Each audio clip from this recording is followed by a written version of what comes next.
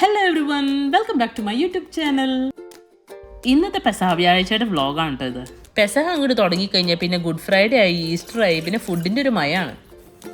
സാധാരണ എല്ലാ പ്രാവശ്യവും നമ്മൾ ഈ ടൈമിൽ നാട്ടിലായിരിക്കും കേട്ടോ.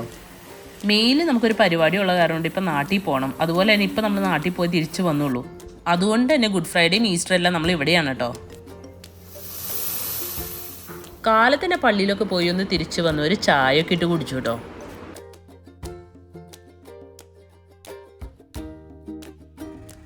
ചായ കുടിച്ച് കഴിഞ്ഞപ്പോഴേക്കും നമ്മളൊന്ന് ഫ്രഷ് ആയിട്ടോ. ഇനി നമുക്ക് ബ്രേക്ക്ഫാസ്റ്റിൻ്റെ പരിപാടികൾ നോക്കാം. ബ്രേക്ക്ഫാസ്റ്റ് എന്തുണ്ടാക്കും എന്നുള്ള കാര്യത്തിൽ ഞങ്ങൾക്ക് ഒരു കൺഫ്യൂഷൻ ഇല്ല കേട്ടോ. മിക്ക സമയത്തും ദോശ തന്നെയായിരിക്കും. ബേസിക്കലി ഞങ്ങളൊരു ദോശ ഫാമിലിയാണ്.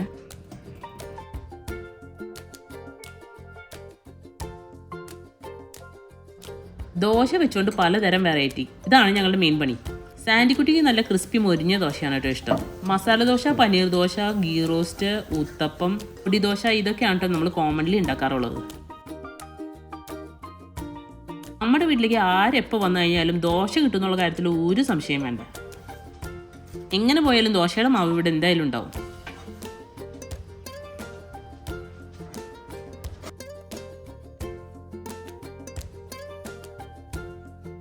പിന്നെ കാലത്ത് ഞങ്ങൾ ഫുഡ് കഴിക്കുന്നത് എല്ലാവരും കിച്ചണിൽ തന്നെയാണ് കേട്ടോ. സാൻഡിമോൾ മിക്ക ടൈമിലും ഇവിടെ തന്നെയാണ് ഇരുന്ന് കഴിക്കാറ്. ഞങ്ങളെല്ലാവരും ഇവിടെ തന്നെയാണ് ഓൾമോസ്റ്റ് ഇരുന്ന് കഴിക്കുന്നത്. സാൻഡിമോൾക്ക് നല്ല ക്രിസ്പി ദോശ ഉണ്ടാക്കി കൊടുത്തിട്ടുണ്ട്. ഇനി ഞങ്ങൾക്ക് ഉണ്ടാക്കാൻ പോകുന്ന ഊത്തപ്പാണ് കേട്ടോ. ഊത്തപ്പത്തിന് വേണ്ടിയിട്ട് നമ്മൾ ഒനിയനും ചില്ലിയും കട്ട് ചെയ്തെടുക്കുന്നുണ്ട്.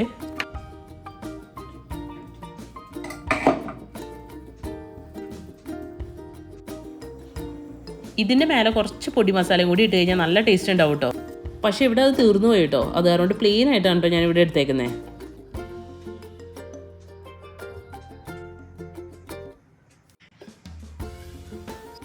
അങ്ങനെ നമ്മുടെ ഊത്തപ്പം എല്ലാം ഉണ്ടാക്കി കഴിഞ്ഞിട്ടുണ്ട്. ഇനി ഇതിൻ്റെ കൂടെ ഞാൻ വൈറ്റ് ചട്നിയാണ് കേട്ടോ ഉണ്ടാക്കുന്നത്.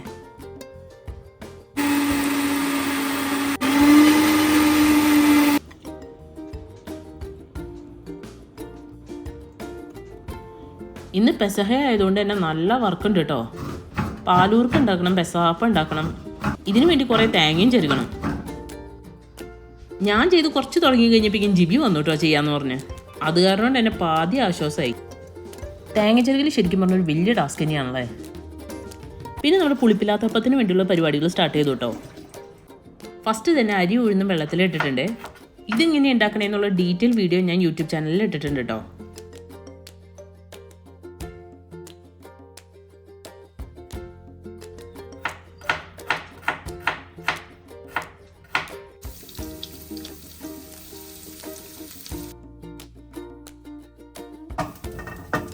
ഇതിനു വേണ്ട ഉള്ളിയും തേങ്ങയൊക്കെ ഫ്രൈ ചെയ്തെടുക്കണേ. ഇതെന്താ സംഭവം എന്ന് മനസ്സിലായോ? ഞാൻ നാട്ടിൽ നിന്ന് ചക്ക കൊണ്ടുവന്നതാണ് കേട്ടോ. ഈ ചക്കയുടെ ഞവണീനും കുരുവെല്ലാം കളഞ്ഞ് ഇതുപോലെ സിപ്ലോ കവറിൽ ലോക്ക് ചെയ്ത് വെച്ചാൽ മതി. ഇതിപ്പോൾ ഇവിടെ ഞാൻ കൊണ്ടുവന്നിട്ട് ഒരു 2-3 വീക്സ് ആയിട്ടോ. ഒരു കുഴപ്പമില്ല. എനിക്കിത് ഇപ്പോഴാട്ടോ മനസ്സിലായേ. ഇല്ലെങ്കിൽ ഞാൻ നേരത്തെ ഈ പരിപാടി ചെയ്തേനെ. പിന്നെ ഇത് നമ്മൾ ഫ്രീസറിൽ തന്നെ വെക്കണം കേട്ടോ. എന്തായാലും സംഭവം അടിപൊളിയാണ്.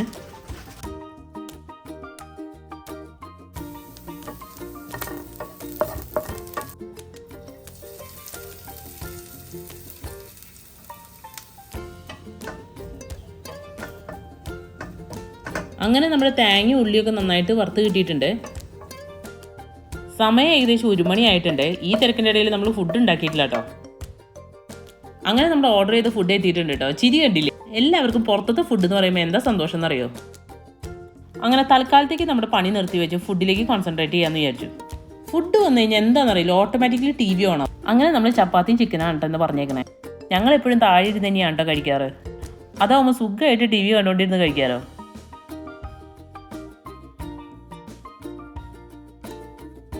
അങ്ങനെ ഫുഡൊക്കെ കഴിച്ച് കഴിഞ്ഞപ്പോഴേക്കും വേഗം തന്നെ TV ഒക്കെ ഓഫാക്കി പണിയിലേക്ക് കടന്നു.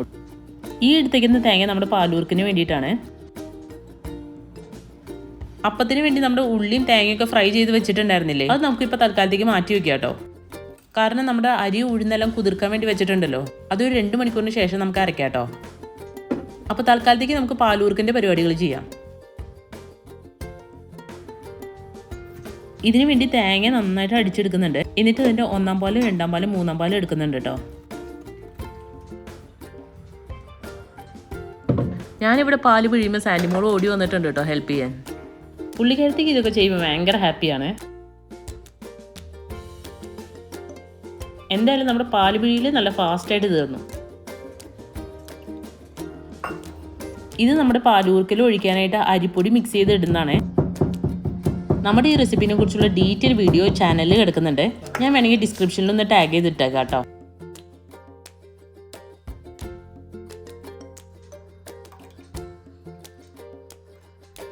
അങ്ങനെ നമ്മുടെ പാലൂർക്ക് സെറ്റ് ആയിട്ടുണ്ട്. ഇനി നമുക്കത് അടച്ചു വെച്ച് മാറ്റി വെക്കാം കേട്ടോ. ഇനി നമ്മുടെ അരിയും ഉഴുന്നും കുതിർക്കാൻ വേണ്ടി ഇട്ടേക്കുന്നില്ലേ, അത് റെഡി ആയിട്ടുണ്ട്. അത് മിക്സിയിലിട്ട് നന്നായിട്ടൊന്ന് അടിച്ചെടുക്കാം.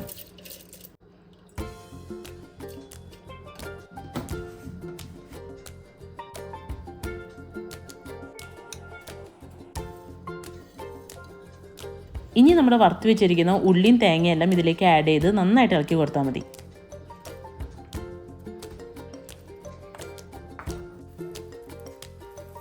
അതിനുശേഷം ഒരു ദോശപ്പാൻ എടുക്കുക. എന്നിട്ട് ഇതുപോലെ ഒന്ന് പരത്തി കൊടുക്കുക. എന്നിട്ട് നന്നായിട്ടൊന്ന് മൂടി വെച്ച് വേവിച്ചാൽ മതി കേട്ടോ. അപ്പോൾ നമ്മുടെ പെസഹാപ്പം റെഡി ആയിട്ടുണ്ട്. ഈ അപ്പം കഴിക്കുമ്പോൾ ഒരു പ്രത്യേക ടേസ്റ്റാണ് കേട്ടോ.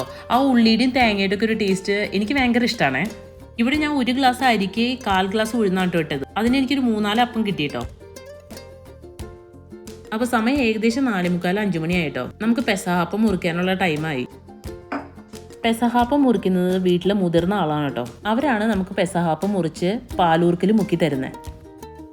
അതുവരെ അപ്പം പാലൂർക്കൊന്നും നമ്മൾ ടേസ്റ്റ് ചെയ്യാൻ പാടില്ല കേട്ടോ.